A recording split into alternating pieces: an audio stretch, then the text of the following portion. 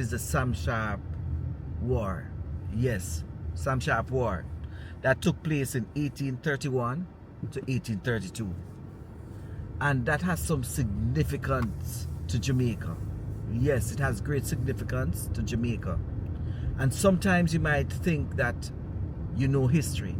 But of course, I want to introduce you to the work of Mr. Shalman Scott, a trade unionist, someone who has worked as a historian, someone who has worked with workers across Jamaica. And he is a politician, I would say, but moreover, he was also the first mayor of Montego Bay. And I remember when we got our city status, he was very much there. But Mr. Scott has been writing about history for the longest time. And I want to say that he has some knowledge that I think is important for us to really revisit. He talks about Sam Sharp War that lasted for roughly a year. He said that the war, and this time, it led to the devastation of many individuals. As a matter of fact, over 200 individuals who participated in the war were practically executed in Lima Square in Adelphi. Yes, that event happened. And you know what he said too that got me wondering? I'm going to create a link for you to have access to the article, because I think that every individual in Jamaica must have access to that and must understand the history. He said in the article that this sort of massacre has never happened in the Caribbean. This was the first of its kind. And of course, because of the nature of it, they did not want people to know about it. Yes, he articulates that clearly. He states that the curriculum was purposely designed in such a way that individuals will not know about what happened. So they lied. They lied, but thank goodness for historians who kept records and documentation about the time. We know the history to some extent. And that's why I'm saying to you, you must read and understand what has taken place. Now, he goes on to indicate also that during this time, the Maroons were very much involved. Yes, they were involved in capturing the slaves who had run away. They were involved in capturing those rioters or those individuals who were fighting for their freedom, and they were responsible for capturing some of them and, of course, killing some of them.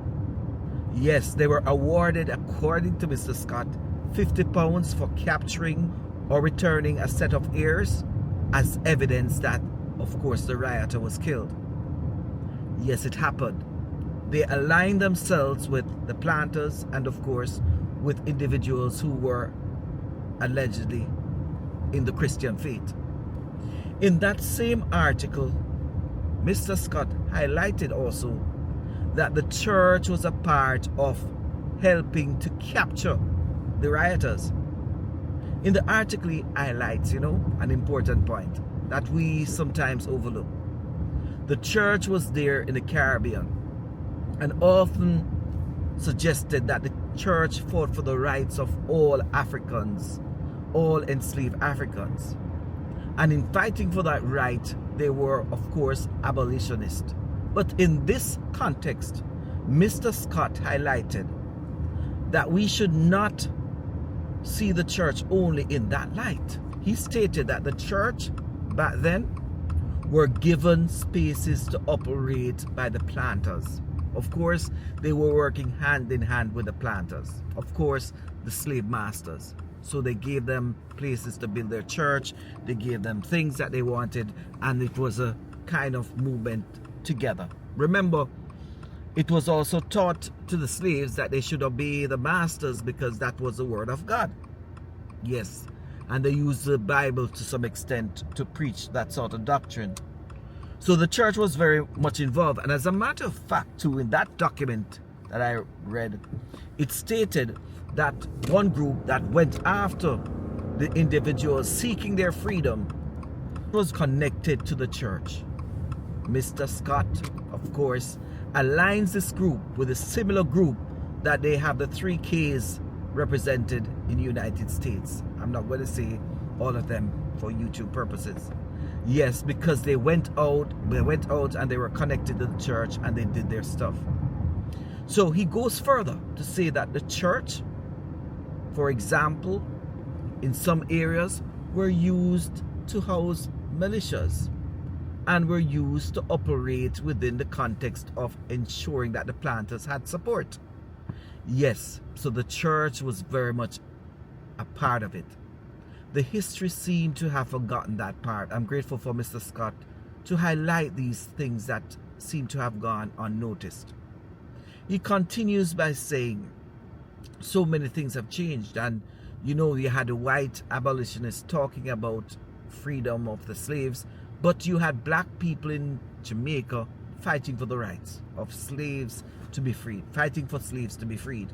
These black preachers were forgotten. They were never spoken of. The article really is an in-depth one, and I must say congratulations to him for writing such a strong, forthright article that sets certain things into perspective.